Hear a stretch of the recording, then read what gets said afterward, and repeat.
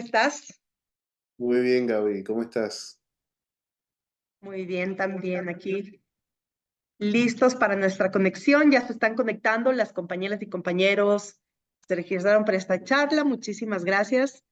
Te quiero contar, Manolo, que estamos personas de Alemania, Argentina, Ciudad de México, Colombia, Ecuador, Estados Unidos, El Salvador, Guatemala, Honduras, México, Perú y Venezuela conectados, registrados y conectados para esta conversación contigo sobre algo que creo que pues es de interés mundial, pero obviamente recae mayor peso sobre América y sobre esta suerte de devolverle a América esa capacidad de autogobernanza, de autodeterminación de nuestros pueblos, de soberanía, frente a una política del gobierno de los Estados Unidos de Norteamérica, que para muchos de nosotros decimos, sí, hay que seguir las elecciones, hay que ver qué pasa, pero que creemos que cualquiera que gana, pues es lo mismo, porque es la misma política de Estado que no ha cambiado y que sigue manteniendo vigente 200 años de doctrina Monroe sobre América y todo lo que eso pesa en relación justamente a las democracias de nuestros pueblos, también a la usurpación de los recursos naturales, de la que también hablaremos, pero también de la necesidad de Estados Unidos de sostener la hegemonía continental frente a la geoeconomía y a todo lo que significan las economías en crecimiento, ¿no?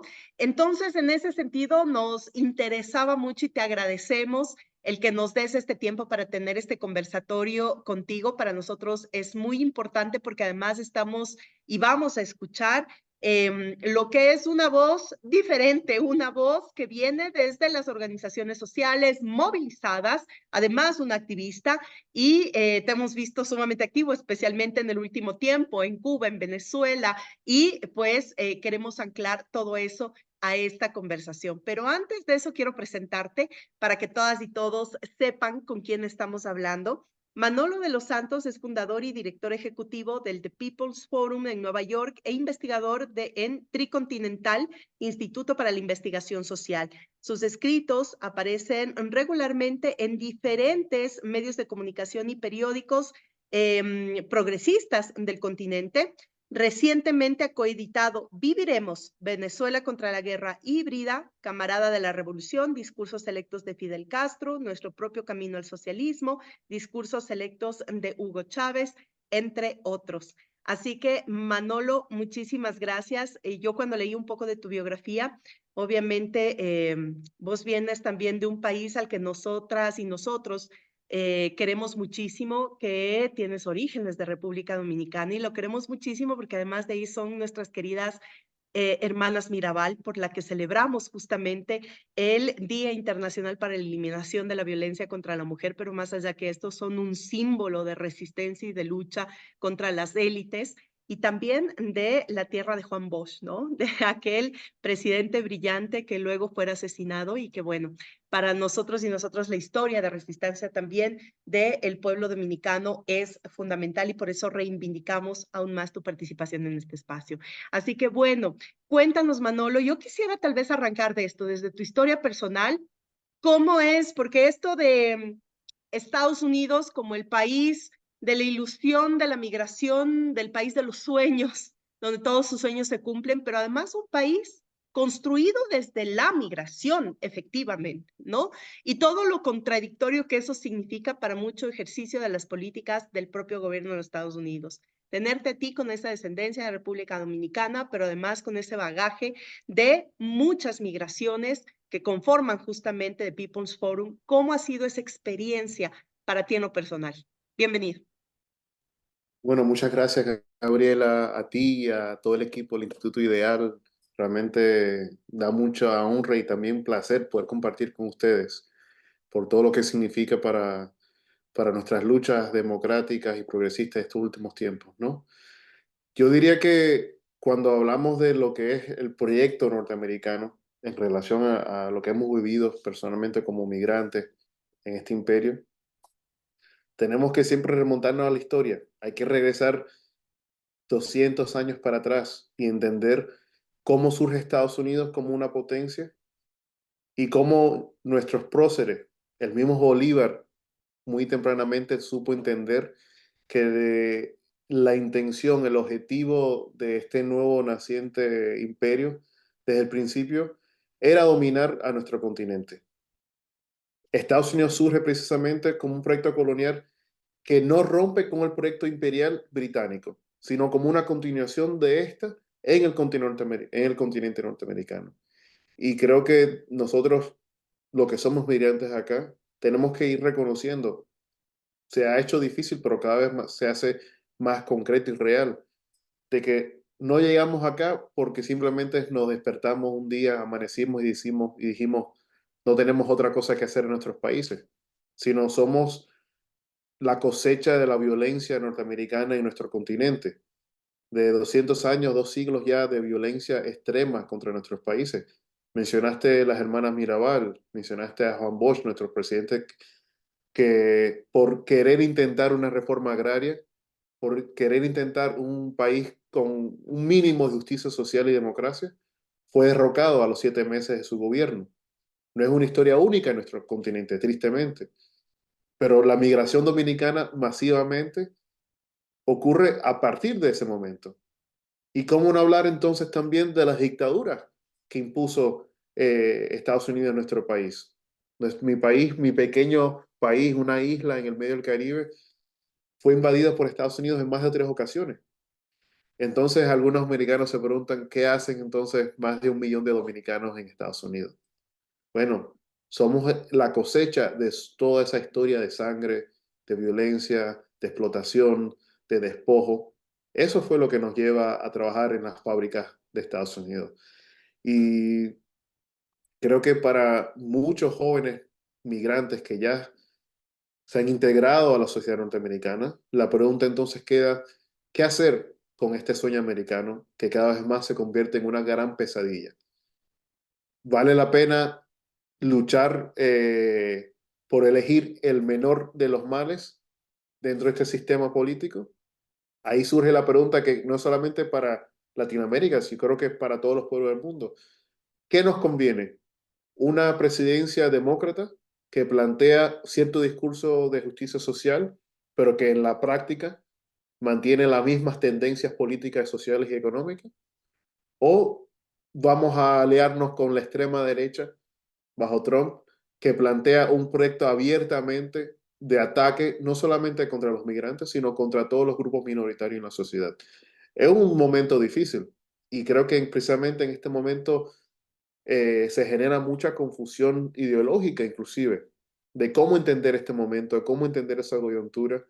Eh, Llegamos a veces a soluciones o a fórmulas simplistas que no toman en cuenta toda una serie de aristas de la complejidad del momento. Manolo, una de las cosas que tú mencionas es fundamental, es decir, mirar desde dónde se origina esto, ¿no? O sea, nosotros cuando decimos justamente, bueno, si fuéramos a los orígenes de la colonización, cuando desde el sur del río Bravo se marca una diferencia totalmente abismal entre los países colonizadores, la iglesia, la gran función de la iglesia, entre el protestantismo de Lutero en el norte del continente hasta el ortodoxo de Calvino, que vino justamente con la religión del catolicismo, tenemos una carga sumamente fuerte que ya es parte de esa matriz cultural construida y que estamos en un proceso permanente de deconstrucción desde justamente 200 años que empezó nuestro primer proceso de independencia. Y eso ha costado mucho, porque además el sistema capitalista cada vez arraiga más esos nexos del sometimiento. Yo cuando hacía la introducción a esta charla, Manolo te decía cómo las economías emergentes de China, Rusia, India, ahora los BRICS, que además están planteando comercializar con monedas nacionales por fuera del dólar, y esto lo que significa como amenaza justamente a este gran hegemón del unipolarismo. ¿Cómo combatimos eso? Y vemos ciertos señales, es decir, la primera década del siglo XXI, nuestros gobiernos de izquierda marcaron los nuevos paradigmas de desarrollo en los temas de manejar todo en bloque. Yo creo que fue la década de mayor integración y obviamente cuando vimos y nos sentimos cada vez más parte del latinoamericanismo que estaba creciendo. Y por eso mismo fue lo primero que nos arrebataron. Hoy los gobiernos de izquierda también están buscando, pero ha sido cada vez más difícil el proceso de integración. ¿Cómo ves tú entonces esa articulación o esa disputa geoeconómica con lo que está pasando con los países al sur del Río Bravo y estas intenciones o la necesidad que tiene justamente el gobierno de los Estados Unidos para mantener un control hegemónico cuando el mundo está demandando ya una multipolaridad que cada vez se hace más urgente? Bueno, yo creo que precisamente no podemos entender los discursos de los actuales candidatos a la presidencia de Estados Unidos sin entender precisamente este contexto geopolítico en el cual Estados Unidos ve amenazado su hegemonía en particularmente los sectores de la producción y el sector financiero. En el sector militar, Estados Unidos sigue manteniendo, yo diría, un poderío increíble y una capacidad por medio de sus redes de más de 800 bases militares en el mundo, sigue manteniendo una hegemonía militar. Y aún más después del conflicto en Ucrania, donde ha sometido al resto de Europa y ciertos otros países bajo su alianza que va más allá de la OTAN. Es un OTAN Plus, ¿no?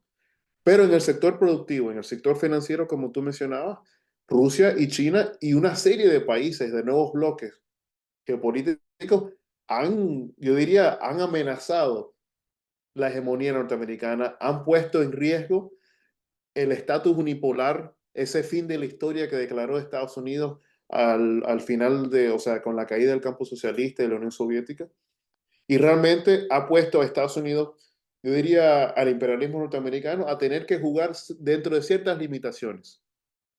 Ya Estados Unidos cuando sanciona de la manera que ha hecho de manera tan descarada, ya no puede sancionar con el mismo peso que tenía antes.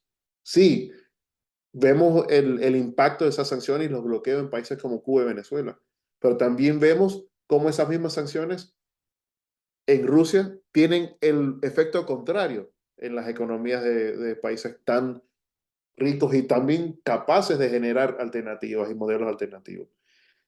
Hay un tema, yo creo que es muy importante hablar de eso, y es que a pesar de que hay diferentes puntos de vista dentro de la clase dominante norteamericana, yo no diría que demócratas y republicanos siempre son lo mismo, pero sí creo que cada vez más hay una unidad de concepción, hay unidad de visión, hay una unidad ideológica y política en cuanto a que Rusia y China son los enemigos principales del proyecto hegemónico norteamericano.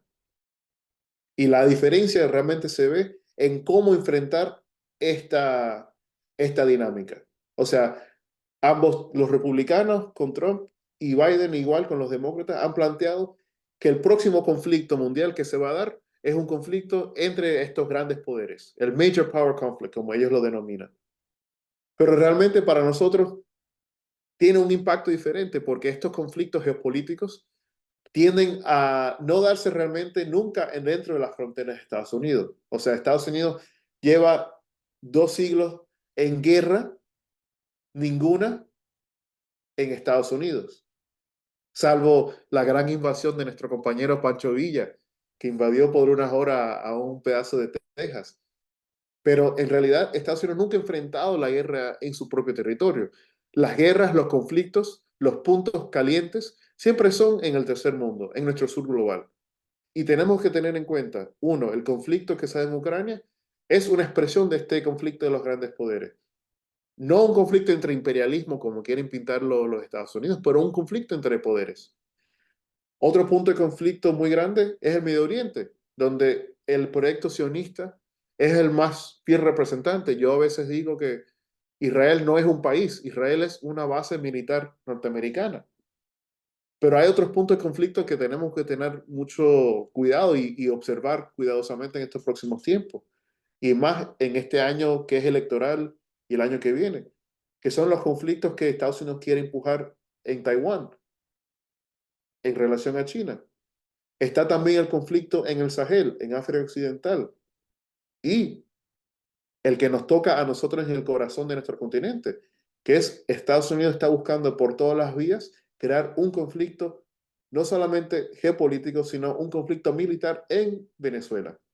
Un conflicto que toma en cuenta no solamente la posibilidad de invasiones, de acciones mercenarias, pero también la posibilidad de un conflicto abierto en la región del Esequibo por los derechos territoriales entre Guyana y Venezuela. Entonces, todo esto, obviamente, de nuevo, no podemos entender lo que sucede internamente en Estados Unidos, no podemos entender inclusive el fracturamiento de la sociedad norteamericana en el momento actual. No podemos entender cómo la polarización hacia la ultraderecha en Estados Unidos ha funcionado sin entender cómo estos responden precisamente a este conflicto con Rusia y con China. Ahora, el tema se complejiza y es una de las cosas que tú mencionas absolutamente clave. A ver, hemos vivido esto 200 años, solo que ahora es más evidente, ahora es más grotescamente evidente.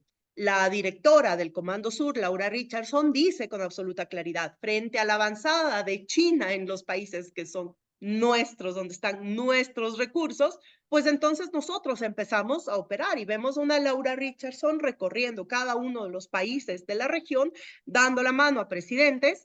En Argentina fue vergonzoso porque justamente fue a Malvinas a restablecer, digamos, un conflicto y sobre todo a decir, bueno, acá mi ley viene donde yo estoy, no yo voy donde el presidente de una nación. O recorre a otros países donde en Ecuador, por ejemplo, con Noboa, hace un acuerdo militar de concesión incluso de una parte de las Islas Galápagos, patrimonio de la humanidad, para portaaviones naturales de los Estados Unidos, de donde salen vuelos militares todos los días desde junio del 2019, de lo que el cual no se habla.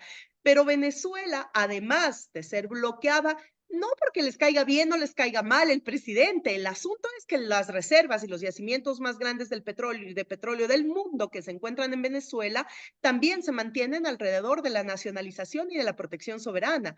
Pero en los últimos años, nosotros decíamos, mientras avanzaba la ola de integración en la región, avanzaba el militarismo.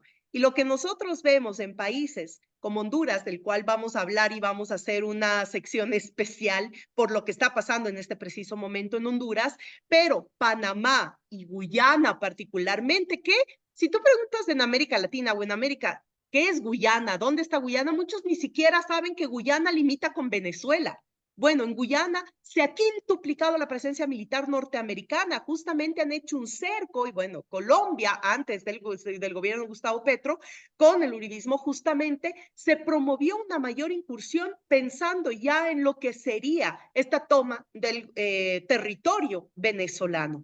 Eso nos pone alerta porque nos dice, a ver, no es que están descansando, no es que pararon, sigue la injerencia cada vez más abrupta, cada vez más visible, y ahora lo que pasa justamente con el gobierno de la presidenta Xiomara Castro en Honduras. Es decir, justamente una crítica que hace la embajadora de los Estados Unidos frente al ministro de Gobierno provoca la reacción de la presidenta en defensa de sus militares. Dice, no voy a renovar el tratado de extradición y se va a una serie de crisis donde la presidenta, su familia, su círculo familiar y político quiere ser involucrado en lo mismo que han sentenciado los Estados Unidos por los que el gobierno de Xiomara Castro ha luchado. Ese juego de retórica que ya le hemos conocido en nuestra región como guerra judicial o lawfare, ahora todo lo que viene anclado al narco, a la avanzada del crimen organizado, que coincide que en países donde hay presencia de la DEA hay más presencia del crimen organizado y de narco, entonces te configura cuál va a ser la maniobra y el ejercicio del gobierno de los Estados Unidos en esta nueva arremetida dentro de la región. ¿Cómo advertir esto, Manolo? Tú has estado muy activo, te vimos recientemente en Venezuela, pasaste a Cuba, has estado muy activo justamente en la petición del no bloqueo y sobre todo de Cuba particularmente, de sacarla de la lista de países que apoyan el terrorismo. ¿Cómo alertar sobre esto cuando cada vez más los medios de comunicación, las redes sociales son cada vez más inmediatistas, cada vez más superficiales? Nos permiten que caigamos también en esa vacuidad de la política que muy pocos estamos dispuestos a enfrentarla. ¿Cómo ves tú desde esta activación que están teniendo las y los jóvenes de Estados Unidos también frente a este tipo de políticas y de injerencia en el continente? Bueno, yo creo que de las cosas que más tenemos que enfrentar es precisamente el discurso, la retórica norteamericana, de que todos los conflictos en el mundo parten a partir de democracia versus dictadura, democracia versus autocracia. Eh, es un mundo donde Estados Unidos está peleando la lucha por la dignidad versus la corrupción. Eh, Primero, Estados Unidos no es un paladín de la democracia. Segundo, Estados Unidos no es un paladín de la anticorrupción. Al contrario, es un país que por excelencia demuestra una capacidad increíble para ir en contra de la voluntad popular una y otra vez. Es un ejemplo constante. No vamos a hablar ni siquiera de estas últimas elecciones donde se va a gastar una cantidad astronómica solamente en las campañas electorales y a la vez se le va a prohibir el derecho al voto a millones de personas que hayan sido de las comunidades negras, comunidades indígenas, han estado presos en el pasado, o simplemente viven en un distrito donde no le interesa a uno de los partidos demócratas republicanos de que se vote. Que no nos hablen de democracia. Pero en este tema en específico, creo que tú hacías un punto muy importante. El momento de mayor avance en la historia de nuestro continente, lo que a mí no me gusta mucho eso de el pink tide o la oleada rosa, porque no creo que es capaz de reconocer toda la riqueza y la diversidad de lo que se pudo hacer, de lo que se logró en ese periodo, Ecuador siendo uno de los grandes ejemplos de transformación en nuestro continente. El elemento clave fue que fue un momento de gran unidad entre nuestros países, entre nuestros proyectos.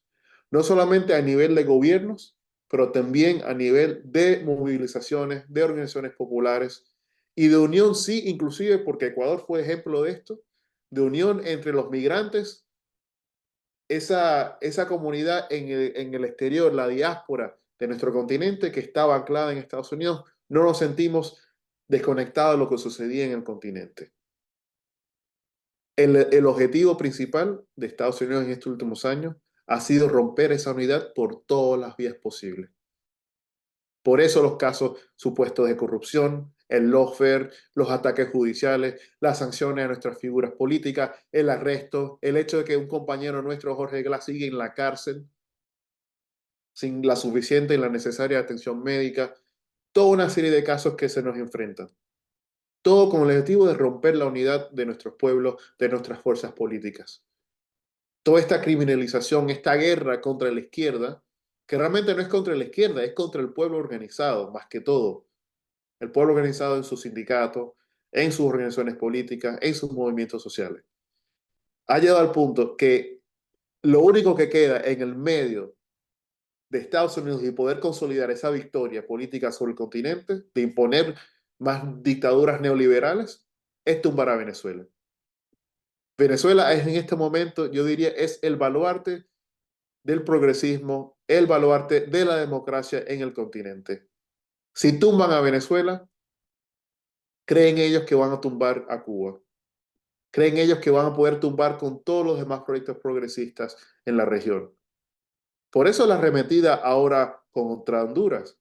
O sea, yo diría que no pudiéramos ver o entender lo que sucede hoy en Honduras. En los intentos de golpe que estamos observando contra la presidenta Xiomara, sin tomar en cuenta la dignidad, la valentía de Honduras de reconocer el proceso democrático en Venezuela. Y como parte de respuesta del imperio, se ha ido en contra de esos países, no solamente en América Latina, sino en el mundo, que han respondido firmemente con la democracia venezolana. Creo que vamos a prever que lo mismo va a suceder en Brasil, donde habrán otros intentos de desacreditar a Lula, aun cuando Lula no esté del todo claro en relación a Venezuela. Porque a fin de cuentas, a los gringos, a los yanquis, no le importa si tú eres de la izquierda un poco derechizada. Para ellos, todos somos izquierda y todos somos enemigos del proyecto de ellos, aun cuando algunos les sirvan a sus intereses en un momento. Por lo tanto, el tema de la unidad yo creo que es el tema que todavía no hemos logrado dentro del proyecto latinoamericano. Para nosotros los movimientos dentro de Estados Unidos hemos tenido que vencer en estos últimos periodos, el sectarismo, la división, para enfrentar a un imperio que cada vez más se luce en recursos con la tecnología, con lo que hacen las redes sociales, para atacarnos, para denigrarnos, para obviar y querer silenciar el proyecto de emancipación que queremos generar. Pero te digo también que ha sido un periodo, particularmente en este último año, en gran parte por las movilizaciones a favor de la liberación palestina, en contra del genocidio, que se ha ido generando un movimiento antiimperialista dentro de Estados Unidos que nadie ha podido callar, que a pesar de mucha represión, el gobierno norteamericano no ha podido eh, cerrarlo, callarlo, echarlo para atrás. Inclusive, la intención detrás de la renuncia de Biden como candidato fue con la idea de que quizás el movimiento se iba a calmar y iba a aceptar a Kamala como su candidata. Claro. Que Kamala con algunas palabritas de cese al fuego iba a calmar la molestia, el dolor, el sufrimiento de toda una comunidad y todo un movimiento de jóvenes. Y ha resultado que no. Ya hay una generación de jóvenes en Estados Unidos que no ve afinidad con el proyecto imperial norteamericano y que inclusive ve cada vez afinidad, ve su solidaridad en los pueblos que luchan en América Latina y en el resto del mundo.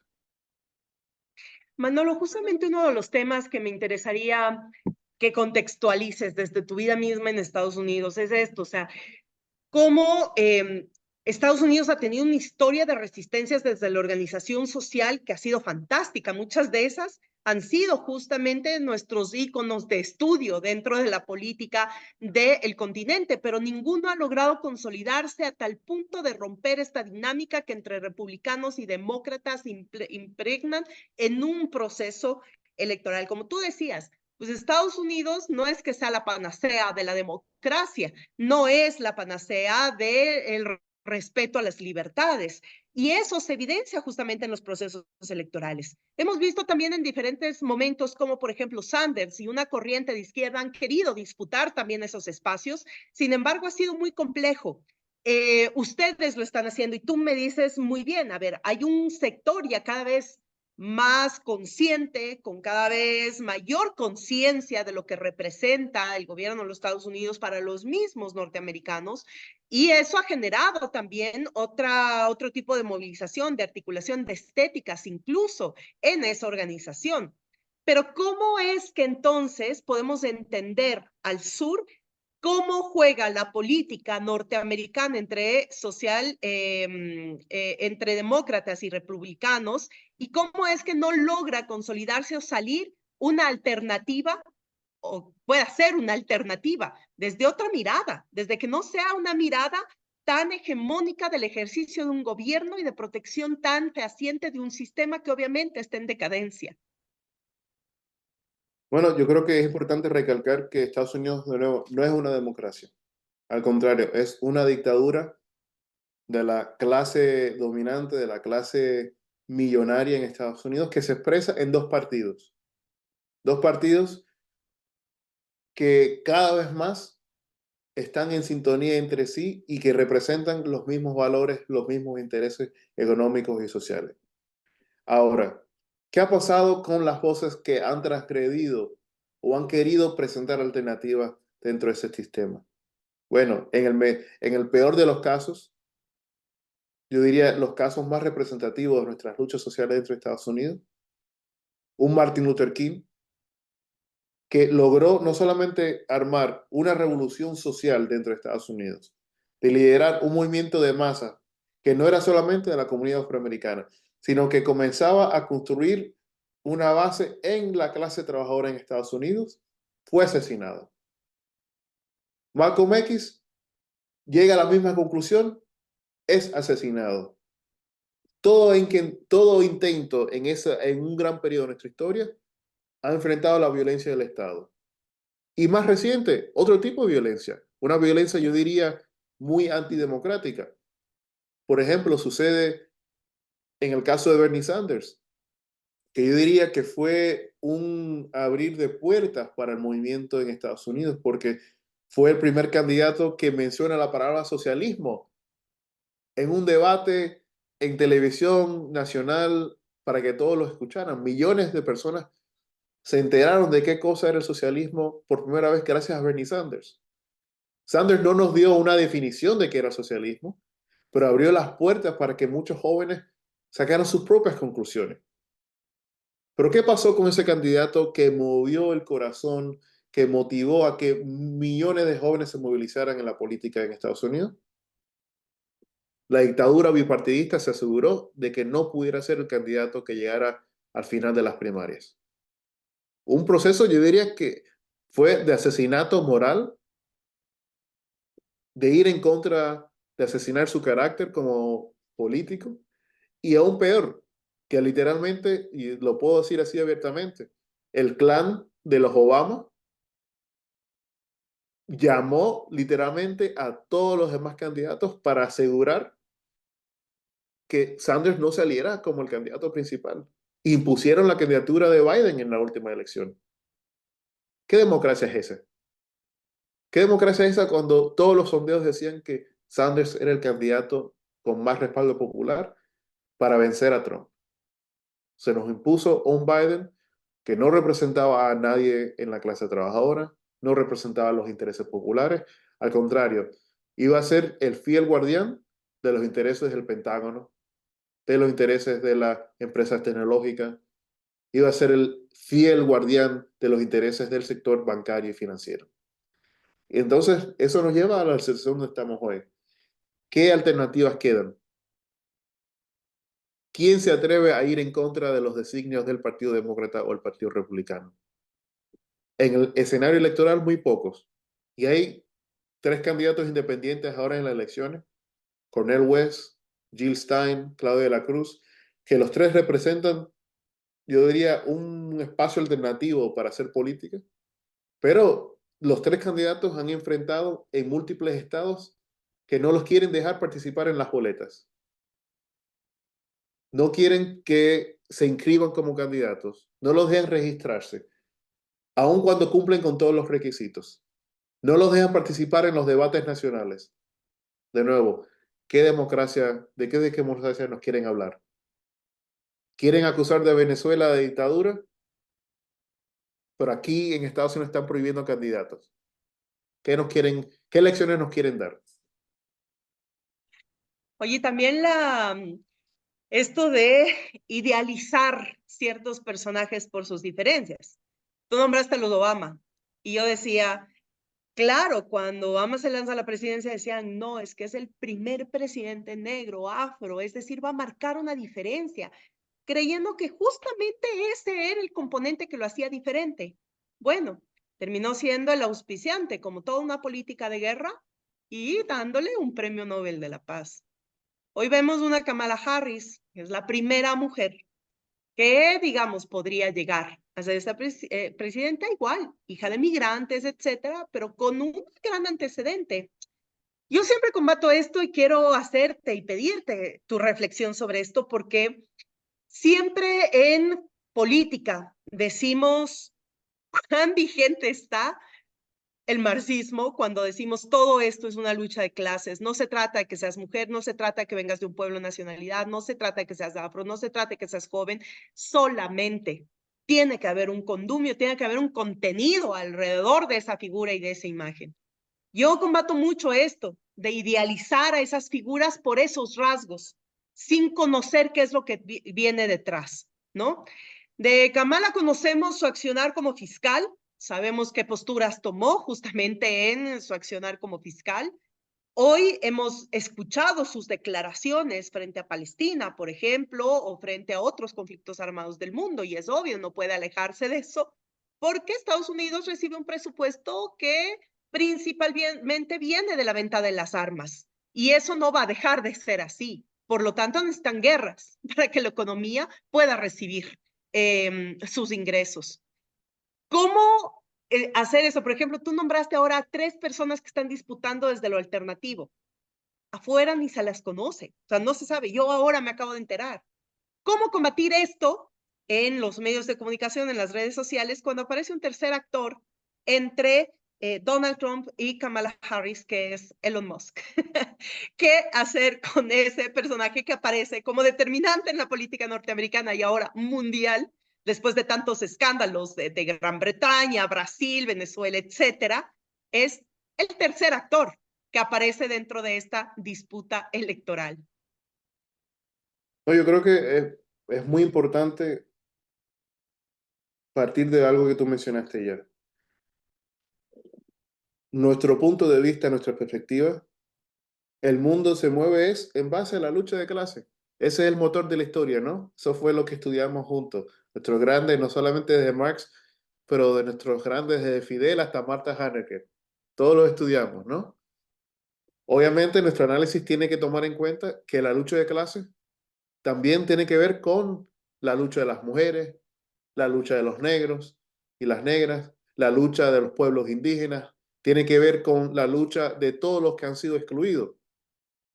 Marx por eso plantea no unidos todos los explotados. Marx plantea unidos los explotados y los oprimidos. Es el mensaje que viene de nuestra tradición marxista. Por lo tanto, tenemos que tomar en cuenta esto para que no nos quiten el legado de la lucha de la identidad. Nosotros luchamos también por el derecho a la identidad, pero una identidad que no esté basada en explotar y oprimir a los demás, que es como ellos lo plantean desde el poder. Quieren usar la identidad de Kamala como mujer negra, como hija de migrantes, para imponer un modelo que ella misma lo planteó, que ella quiere el ejército, ella quiere un pentágono, ella quiere un poderío militar norteamericano aún más letal. Y a mí me da escalofrío pensar qué más letal puede ser Estados Unidos de lo que ha sido ya solamente en lo que va del siglo XXI. Más letal de los millones que murieron en Irak y Afganistán. Más letal de lo que ha causado en muerte y violencia los bloqueos y sanciones, no solamente contra Cuba y Venezuela, sino contra todos nuestros países del mundo. ¿Qué más violencia quieren que en el siglo XXI ellos son responsables de golpe de Estado en Haití, golpe de Estado en Honduras, golpe de Estado en Paraguay, intentos de golpe de Estado en todo nuestro continente y en el mundo? ¿Qué van a hablar entonces ellos de que Kamala como mujer negra representa un avance? Al contrario, yo diría que representa un retroceso para nuestras luchas. Y nosotros tenemos que plantear y debatir esto ideológicamente, no solamente dentro de nuestros espacios, sino en espacios más amplios, porque sí genera confusión. Fue precisamente lo que logró Obama, una carita negra, bonita, con mucha sonrisa, que llegó a Trinidad y Tobago, a la Cumbre de las Américas, a prometer un reset en las relaciones con América Latina, y a los días, si no a las semanas, estábamos viendo un golpe en Honduras, en el 2009. Tenemos que tener mucho cuidado y estar claros de que a Kamala hay que juzgarla no por su color de piel, no por quiénes fueron sus padres, sino por lo que ha hecho en los últimos 4 años. Vamos a olvidar inclusive de su tiempo como fiscal en California. Vamos a enfocarnos en lo que ha hecho ella como vicepresidenta de los Estados Unidos en estos últimos casi 4 años. ¿Qué ha representado su política? En cuanto a deportaciones, está a punto de superar la administración de Trump. Ya están a punto de superar con más de 1,5 millones de deportaciones de migrantes de Estados Unidos. En cuanto a presupuesto del Pentágono, ya han superado casi 2 veces el presupuesto de la administración de Trump en gastos militares, que ya va por encima del $1 billón. En eso hay que jugar. ¿Cuál ha sido la posición de Kamala y de su administración? Su administración en cuanto a Palestina. Darle todo lo que necesite el Estado de Israel para terminar de cometer el genocidio contra el pueblo palestino. ¿Cuál ha sido la posición de la administración de Biden y Kamala en relación a América Latina? Apoyar todos los gobiernos de extrema derecha y neoliberales en el continente llegar al poder. Atacar con todos los arsenales posibles contra los gobiernos progresistas de la región. Con eso tenemos que leer la cartilla de Kamala. Que no nos vaya ella a engatusar con cara bonita y sonrisa, que ya de eso sabemos mucho en América Latina. Porque además a mí me parece que Kamala es justamente ese experimento que quisieron inicialmente hacer con Michelle Obama, ¿no? No sé, tienen esos rasgos de venta, de marketing, en el sentido de lograr ese impacto. Y bueno, vimos y escuchamos a Michelle Obama en ese discurso de presentación de la candidatura de Kamala Harris también, ¿no? Entonces, seguir mucho eso también nos da el componente de por dónde van. Ahora el asunto es ese. Demócratas, republicanos para América Latina, ¿qué se nos viene para América Latina? ¿Qué se puede esperar? Cuando ya hay una decepción generalizada también de lo que nos ha pasado con la política norteamericana, desde México hasta la Patagonia, y sobre todo cuando tienes estos dos actores, es decir, no tienes por dónde elegir. ¿Qué pasa en América Latina frente a esa elección en Estados Unidos? ¿Cuáles son los análisis que están haciendo también desde estos sectores alternativos de los Estados Unidos con miras a las próximas elecciones? Bueno, yo creo que cada vez más hay sectores de la sociedad norteamericana que rechazan el modelo binario que se nos impone todos los años. Escoge un mal por encima del otro. Creo que cada vez más hay un rechazo abierto y sistemático dentro de la sociedad en cuanto a esas candidaturas bipartidistas. Pero a la vez se vuelve más complejo, porque en realidad los ataques que plantean uno y el otro candidato contra los derechos del pueblo son más reales. O sea, Trump, por un lado, está planteando un regreso a la política norteamericana de antes de la Segunda Guerra Mundial, en cuanto a derechos sociales, derechos políticos, derechos legales del pueblo en general y de las minorías en específico. Pero los demócratas no están ofreciendo nada mejor. Al contrario, están diciendo que la mejor opción para ir en contra de eso es un poco de eso mismo. Los demócratas nos dicen, la mejor manera de enfrentar las políticas injustas migratorias de Trump es también deportando. Los demócratas dicen la mejor manera de luchar por la democracia no es no hacer los golpes de Estado que quieren hacer los republicanos, sino hacer golpes de Estado como nos gusta a nosotros. Entonces es un poco más de la misma medicina. Ahí yo creo que se replantea en este momento, se tiene que replantear mucho desde América Latina, desde nuestro continente, qué queremos, qué proyecto queremos renovar, qué proyecto queremos liderar para este nuevo periodo.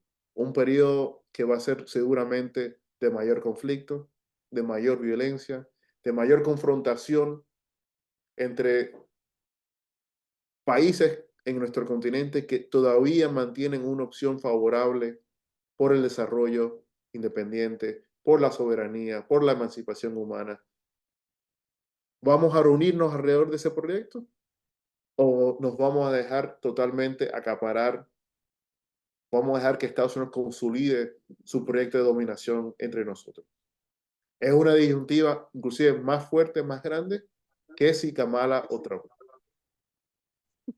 Totalmente de acuerdo y además porque el debate es la vida o la muerte, ¿no? Y cada vez más esos proyectos extremistas de la derecha y ultraderecha con rasgos tan fascistas cada vez en mayor disputa en nuestros territorios y en crecimiento además frente a los gobiernos alternativos de izquierda o progresistas. Yo aquí traigo siempre estas palabras que nos deja Andrés Manuel López Obrador, que dice no hay que caer en el juego del marketing político y de las consultoras que te hacen creer que tienes que sonreír y quedarle bien a todo el mundo. Mientras la derecha más se radicaliza, ¿qué está haciendo la izquierda? No puede irse al centro, no puede ponerse light, tiene que justamente confrontar esta disputa de la vida frente a la muerte.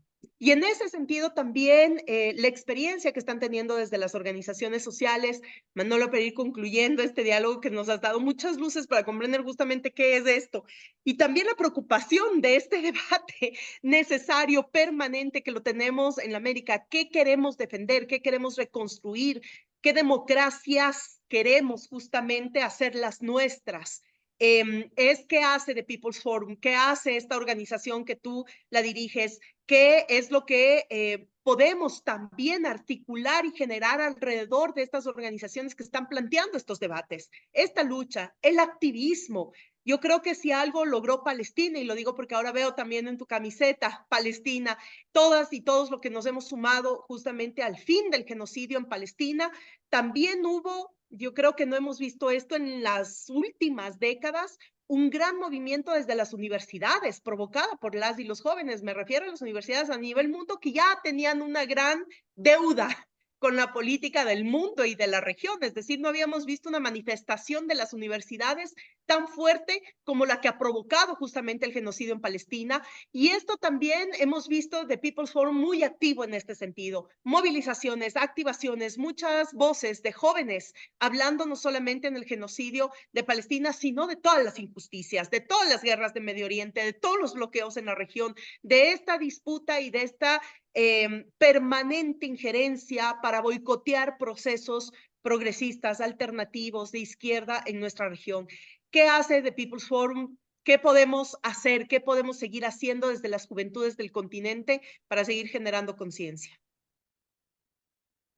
Pero para nosotros en el People Forum, que nos encontramos en las mismas entrañas del monstruo, tuvimos que regresar a nuestro continente, a nuestro pueblo, para encontrar luces también para este momento tan difícil y otros dirían oscuro. Y precisamente con nuestros compañeros y hermanos y hermanas del movimiento de los sin tierra, tuvimos que recordar que para actuar teníamos que pensar, teníamos que regresar a la formación política. Ya bastaba el momento de los eslóganes, de la retórica vacía, de dar discursos de izquierda, pero sin una práctica, sin un pensar de izquierda. Y a eso tenemos que regresar. Mucho de nuestro trabajo se enfoca precisamente en formar líderes para los movimientos populares y sociales dentro de los Estados Unidos. Líderes que se tienen que echar raíces entre los migrantes, entre las mujeres, entre los negros, entre los indígenas, en todos los diferentes grupos sociales de nuestra sociedad, pero no como un proyecto de querer organizar solamente a nuestro grupito, sino que tenemos la tarea de formar un movimiento de masas dentro del imperio. Es nuestra responsabilidad ante lo que enfrenta la humanidad. O hacemos algo nosotros acá, o vamos a permitir que sigan arrasando con nuestros hermanos y hermanas en el resto del continente y en el planeta. Por eso creo que estamos en un momento de grandes cambios y situaciones donde todo puede parecer agitado, volátil. Podemos inclusive asumir un análisis pesimista, pero nosotros al contrario creemos firmemente por el trabajo que hacemos, que no solamente es de formación política, sino trabajo cultural, trabajo entre jóvenes, etcétera, que también son momentos de gran esperanza, son momentos de gran resistencia. El mundo de hoy no es el mundo de hace 5 años. El mismo tema de Palestina lo ha demostrado, pero también lo que ha sucedido en Venezuela, lo que sigue sucediendo en Cuba, lo que sigue sucediendo en muchas partes del mundo, nos confirma que Estados Unidos puede seguir siendo un poder hegemónico, pero no es quien va a contar el final de esta historia. Nosotros, los pueblos, somos los que vamos a dictar el final de esta historia. Y creo que va a ser un final para abrir precisamente hacia un nuevo inicio, reinicio de nuestro proyecto como civilización humana. Sin duda, Manolo, es esperanzador encontrarnos en estos diálogos y en estos espacios. Creo que de eso se trata, poner elementos para la reflexión, pero también que la información se siga democratizando, que cada vez seamos más las y los que accedemos a esa información para que nuestro accionar político sea diferente. Insisto mucho en esto porque estos programas, estas charlas principalmente las siguen muchos jóvenes de la región y aquí están muchos de ellos justamente escuchando, reflexionando, pero sobre todo listos para accionar. Y sin duda alguna estamos pendientes de lo que va a pasar la próxima semana en Venezuela, en el encuentro antifascista mundial convocado justamente por el presidente Maduro. Vamos a seguir pendientes de lo que hace The People's Forum en Estados Unidos, como muchas otras organizaciones que están levantándose frente a demandar justamente ese sistema que queda debiendo mucho a la sociedad y también en nuestros propios países. Yo creo que es alentador porque nuestros pueblos no duermen, porque siempre buscamos formas para salir adelante, porque siempre buscamos formas de ponernos de pie, de seguir luchando, de hacerlo con amor, porque, insisto, la vida tiene que seguirse pintando de colores y tiene que seguirse pintando de alternativas para mejorar nuestra condición de vida, el buen vivir, el suma causa, y que lo llamamos en el Ecuador, y que eso lo compartimos con el mundo. Queremos agradecerte, Manolo, realmente por este espacio de conversación, pues este colectivo que se articula alrededor de Ideal, pues es un colectivo listo también para articularse alrededor de las iniciativas que ustedes puedan tener, siempre en la lógica de volver a conectarnos. Norteamérica es parte de América, y eso de que América es para los americanos, pues al menos hay que hacerlo real en el sentido de que no sea una ironía decir que América para los norteamericanos y con los demás quedamos fuera. Esta América grande, una América que nos miramos, y también romper muchos mitos. En Estados Unidos también pasan cosas, y pasan cosas lindas, esperanzadoras, porque su pueblo está de pie, porque su pueblo está luchando. Así que gracias, Manolo, y bueno, te dejamos para tu mensaje final y para vernos en una próxima ocasión. A Manolo nos encontramos por lo general en los coloquios patrias sobre comunicación política en Cuba, pero para mí siempre es un honor seguirte, leerte, y bueno, esperamos que este espacio de intercambio pueda seguirse alimentando con todas estas experiencias que estamos viviendo en cada parte de nuestro continente, siempre por la soberanía, la dignidad y la libertad, sobre todo desde el humanismo. Muchas gracias, Gabriela. A ti y por medio de ti, la Institución de Ideal, un abrazo grande a todos nuestros hermanos y hermanas del continente, que seguramente vamos a vencer. Así será, a vencer. Abrazo fuerte, Manolo. Chao.